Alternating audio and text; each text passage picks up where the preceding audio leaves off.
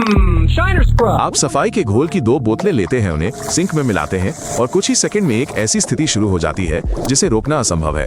आपके फेफड़े अंदर से नष्ट होने लगते हैं इससे पहले कि आपको कुछ महसूस भी हो। क्लोरीन और अमोनिया आधारित तरल पदार्थ, उदाहरण के लिए अधिकांश कांच साफ करने वाले पदार्थ, जब मिलाए जाते हैं तो एक ऐसी गैस छोड़ते हैं जो फेफड़ों के ऊतकों को जला देती है, श्वसन तंत्र में जलन पैदा करती है और मिनटों में जान ले सकती है। ये गैस कम मात्रा में लगभग रंगहीन और गंधहीन होती है। आपको लगता है कि आपके गले में कुछ फंस गया है और आप खांसने लगते हैं और आधे घंटे बाद आप सांस नहीं ले पाते और आप एम्बुलेंस को भी नहीं बुला पाएंगे। हर साल हजारों लोग इसी तरह अस्पताल में भर्ती होते हैं। वे बस अपने अपार्टमेंट की सफाई कर रहे थे। कोई लापरवाही नहीं, कोई मूर्खता नहीं, बस सिंक के नीचे 2 बोतलें एक दूसरे के बगल में रखी थीं। एक बंद जगह जैसे शौचालय बाथरूम में गैस की सांद्रता 10 गुना तेजी से बढ़ती है। आपको खिड़की तक पहुंचने का समय नहीं मिलेगा। आप सफाई करते करते ही गिर पड़ेंगे। नियम सीधा सा है, सफाई उत्पादों को कभी भी आपस में न मिलाएं, भले ही ऐसा करना जल्दी लगता हो।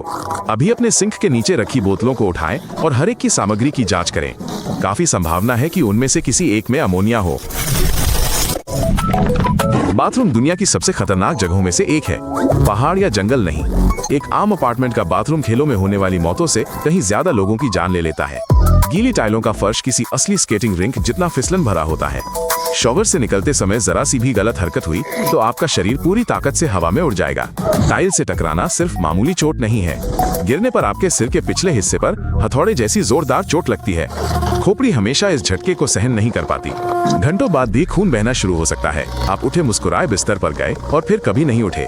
बुजुर्गों की मौत बाथरूम में गिरने से दिल के दौरे से ज्यादा होती है, लेकिन यही बात युवाओं पर भी लागू होती है, खासकर अगर आपने नींद पूरी नहीं की है, शराब पी है या सुबह काम पर जाने की जल्दी में है।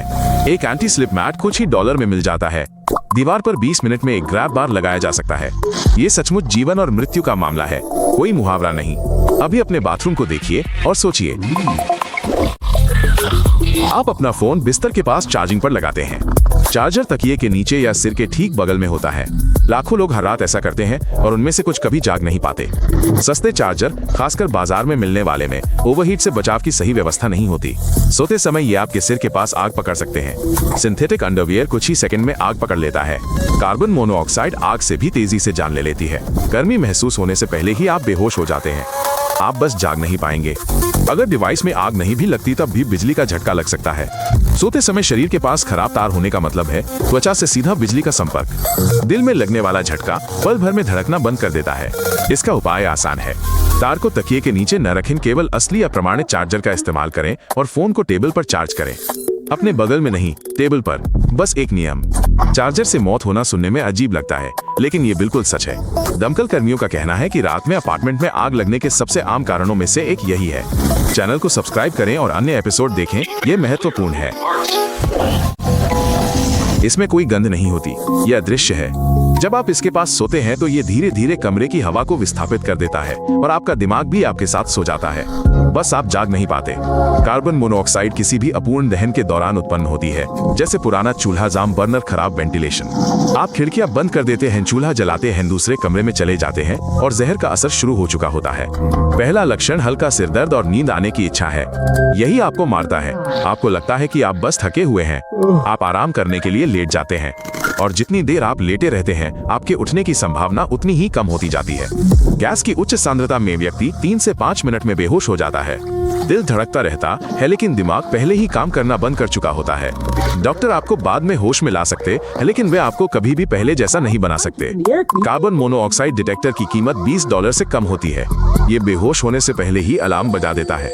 ये आपका वहम नहीं है, ये एक ऐसा उपकरण है जो तय करता है कि आप कल जागेंगे या नहीं। क्या आपको लगता है कि दवा की अधिक मात्रा लेना एक समस्या है? लगभग हर दवा की डिब्बी में मिलने वाली एक आम दर्द निवारक दवा हर साल हजारों लोगों की जान ले लेती है। इनमें से ज्यादातर लोग सिर्फ बुखार कम करना चाहते थे। पैरासिटामोल अधिक मात्रा में लेने पर सबसे खतरनाक दवाओं में से एक है। ये तुरंत जान नहीं लेती और पहले 24 घंटों तक लगभग कोई लक्षण नहीं दिखाती। आपको ठीक महसूस होता है लेकिन आपका लिवर पहले से ही खराब होने लगता है। दूसरे या तीसरे दिन तक अंगों का काम करना बंद हो जाता है। जब स्थिति बहुत खराब हो जाती है तब तक व्यक्ति को बचाना लगभग असंभव हो जाता है, यहाँ तक कि अस्पताल में भी। जब आपको लगता है कि आप सिर्फ बीमार हैं, तब तक आपके शरीर के अंदर सब कुछ हो चुका होता है। समस्या यह है कि पैरासिटामोल दर्जनों दवाओं में पाया जाता है। दर्द निवारक, सर्दी जुकाम की दवा, बुखार की दवा। लोग कई अलग अलग गोलियां लेते हैं और उन्हें पता ही नहीं चलता कि वे बार बार एक ही पदार्थ का सेवन कर रहे हैं। एक वयस्क के लिए अधिकतम मात्रा 4 ग्राम प्रतिदिन है। 3 या 4 फ्लू पाउडर और कुछ दर्द निवारक दवाएं, और आप पहले ही इस सीमा को पार कर चुके होते हैं। सिर्फ पैकेट पर लिखा नाम ही नहीं, सामग्री भी पढ़ें। आपका अपना घर सबसे सुरक्षित जगह होनी चाहिए, लेकिन यहीं पर लोग मामूली लगने वाली चीजों से मर जाते हैं। चैनल को सब्सक्राइब करें और अन्य एपिसोड देखें, ये बहुत जरूरी है।